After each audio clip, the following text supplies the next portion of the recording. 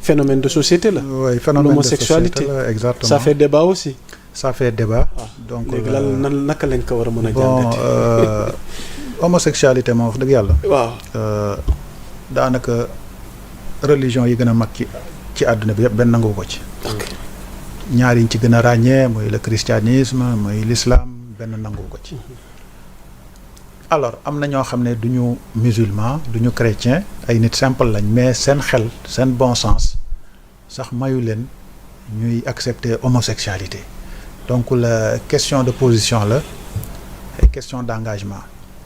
suñu culture suñuy cosaan suñuy aada façon bi ñuy yaree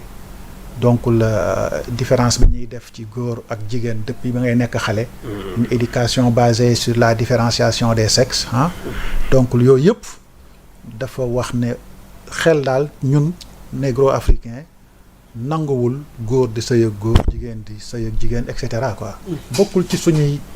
mode de perception bokkuñ ci suñuy méthode de compréhension et bon moo tax daal honnêtement man. Je soutiens très fortement la position de ànd sàmm jikko yi jéego yi ñuy teg d'accord olof dafay wax naan négocier ba am li nga bëgg mooy intelligence te man de sama position dama mas a wax ne je m'en tiens à la réglementation en vigueur article 319 qui punit l'atteinte aux bonnes mœurs wala attentat à la pudeur et cetera parce que question homosexualité nit mënu la romb rek nga ne kii homosexuel la nga daan ko mënoo dégg ne diw homosexuel la rek nga dem jël ko yóbbu daan ko donc tu as vu donc yow li nga mën a condamner foofu mooy l'atteinte aux bonnes mœurs attentat à la pudeur li nekk ci article 319 bi maanaam tant que fësaloo ko wane woo ko je pense que tu n'as pas de problème avec personne waaw donc la man moo tax j'ai toujours dit que ne man day ni ma comprendre phénomène bi je m'en tiens à la réglementation sénégalaise ni mu ko kii léegi nag li ciy changé léegi mooy effectivement xam nga bu nekkee opposant tu es très réceptif tu perçois les choses autrement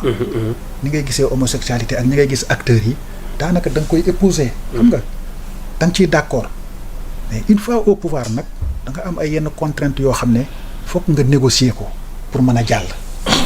mooy lii ñii di effectivement ñoo ko waxoon mais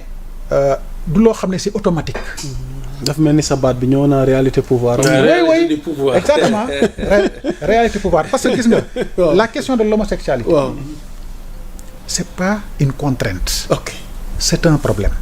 xam nga la différence qu'il y a entre une contrainte et un problème la contrainte elle est toujours là elle est durable on vit avec c'est une contrainte comme par exemple ma ne la bu nawet jotee bu tawee Dakar day am inondation fii ak mi ngi taw rek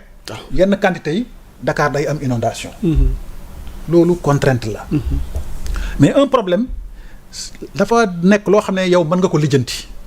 mën nga ko traiter comme ni ñuy waxee rek résoudre un problème exactement boo ko résoudre mu jeex affaire homosexualité bi nag contrainte la boo xam ne il faut nga xool noo koy contourner ndax du équation waaw bon peut-être équation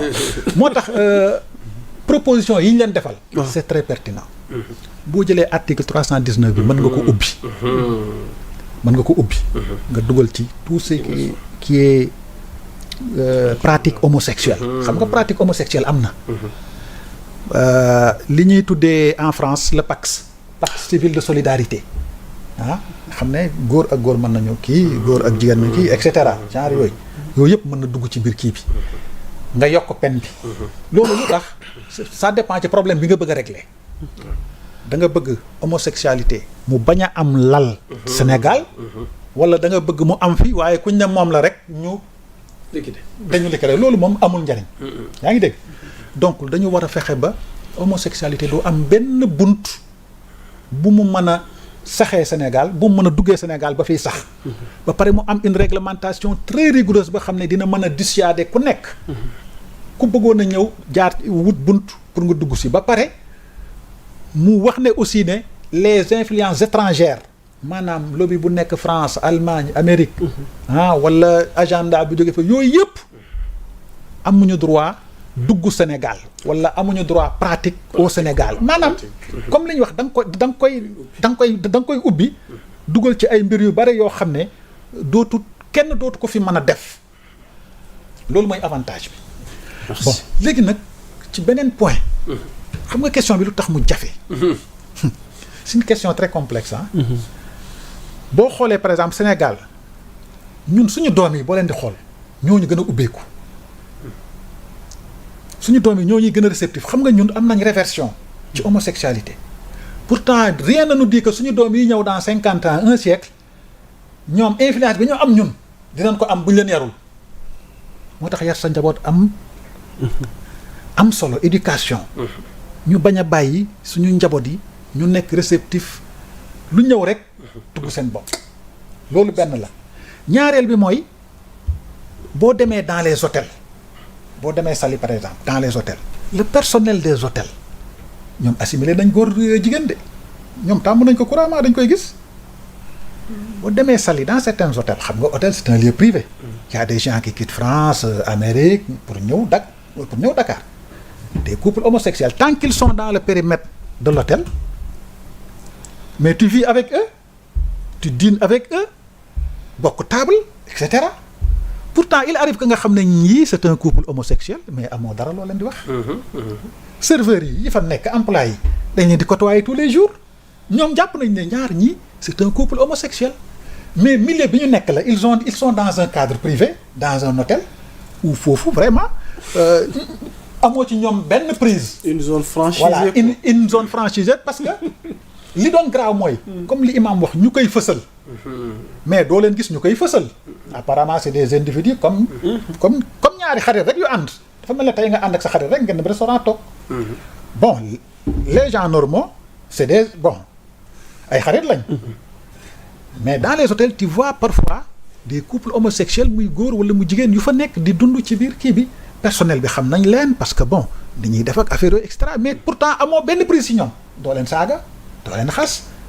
boo yëkkatee seen loxo laal leen nag laa moom agression la du ñu waxate ne da nga agressé ay kii de tu as agressé des personnes wala une personne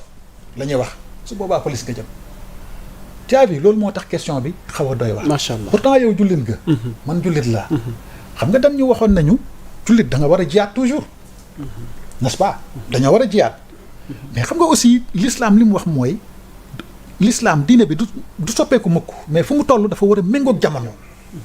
yaa ngi dégg mais imam l'islam lan la wax ci jullit bu gis nit ñu ne kii homosexuel la daf ne da nga ko war a rey wala da nga ko war a dóor wala da nga ko war a et cetera. waaw bu dee da nga ko fekk muy def acte bi. muy def acte bi. waaw boo ko gisee nii rek te deful dara. waaw munoo ko wax dara mais nag bu dee dana installation dafa préciser dafa ne man wajadtumuhu yaamalu amala qawmu luutin faqtulul fa'ila wa maf'ul bu ngeen leen fekkee ñuy def action bi waaw la nitu luut ya daan def mooy góor di tëdde góor ni moom mu ne loolu fu ngeen ko fekk kii war ak ki ñu war yëpp rey leen waaw mais nag ñu romb rek ñu ne la waajee homosexuel la nga dóor ko moom voilà donc xam nga kon loolu kon doy yow pour nga fekk leen ci acte bi rek problématique beneen problématique moo tax may wax quelque part toujours imam ma ne ce combat là il faut le mener avec intelligence avec intelligence moo tax li ngeen def nii nekk une démarche novatrice parce que ñu bari dañ doon ñëw rek yéen a waxoon lii def leen ko par force kële tamit gis te gis nga catégorique waaw bëgg a catégorique bëgg a forcer autorité bi te gis nga suñu président yi ba léegi dañuy yëg seen bopp boo leen bëggee forcer lenn rek ñu rasu moo tax ngay négocier ak ñoom ba am li nga bëgg macha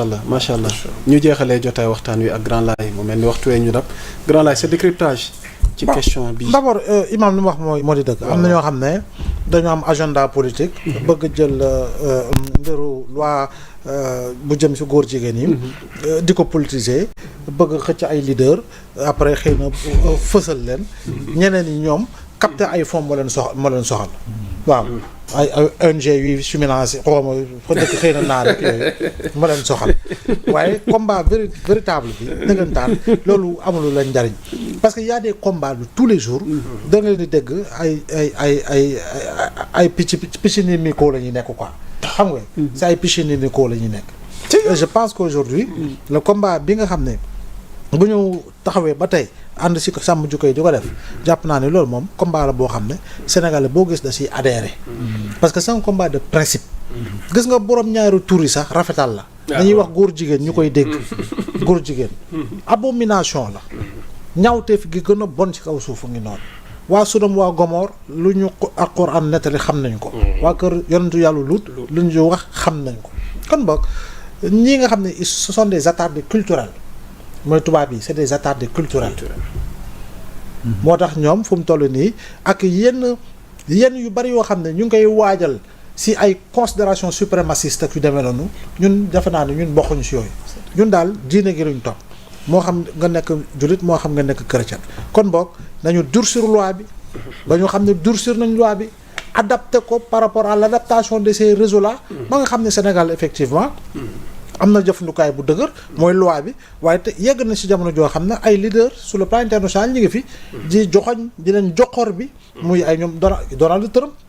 Xi Jinping Chine Vladimir Poutine et consorts donc am na déjà ndëgër laay sur le plan international kon boog daal moom loolu moom defe naa ni dara ko gënu koo yées dara gënu koo bon te Sénégal gii diine sax bu fi amul woon suñu taarix rek mayuñu ñu bañ a dugg si yooyu suñu taarix rek macha allah macha allah c'est une très bonne démarche imam démarche bi ngeen jël c'est une démarche très intelligente voilà vraiment nekk leen ci yoon boobu voilà incha allah rabbi yàlla dina leen ci dimbale ñun ñëpp aussi dañ si jàpp parce que c'est un combat pour les générations futures c'est un combat pour nos enfants c'est un combat pour les enfants du Sénégal ñu grandir dans un pays sûr et sécurisé ancré dans ses valeurs socio-culturelles avec une philosophie religieuse extrêmement bien assimilée qui permettent aux Sénégalais d'avoir le type qu'il veut dans une société qu'il veut. Machallah. loolu mooy défi bi. Machallah vous étiez très nombreux à nous suivre. waaye nag wolof dana xam lu duuf ci nag bi. xajul ci cin ñu jox leen rendez-vous. imam lay tàggatoo. xanaa di la jaajëfal docteur Aliou Dieng di jaajëfal professeur Abdallah. waaw amoon mbégte bokkoon ak yéen plateau bi macha allah jërëjëf alors docteur dinaa la namm rek. waaw di leen jox rendez-vous beneen yoon rek incha allah. mon doyen. waaw tawfeex ak tey si ñëpp seen wujud Khadim Ndiaye yaa ngi ma doon seetaan suma frère di la béggee bu wér madame Nia soxna Ndioba ca Canada bëri ngeen ku lim jum ñi ñuy bàyyi xel tout le temps sëriñ Abdou Mbacke Baye Cheikh Khadim manqué nuyu di ko jox wàccuwaayam régie bi ku lim jum rawatina Yankoba l'incontournable Malick ak ñëpp di leen jox dig daje jeudi prochain ci beneen jotaay RV spécial d'ici là portez-vous bien l'actualité est en continu sur Sénégal 7 jaa ngeen jëf salaam. Merci beaucoup.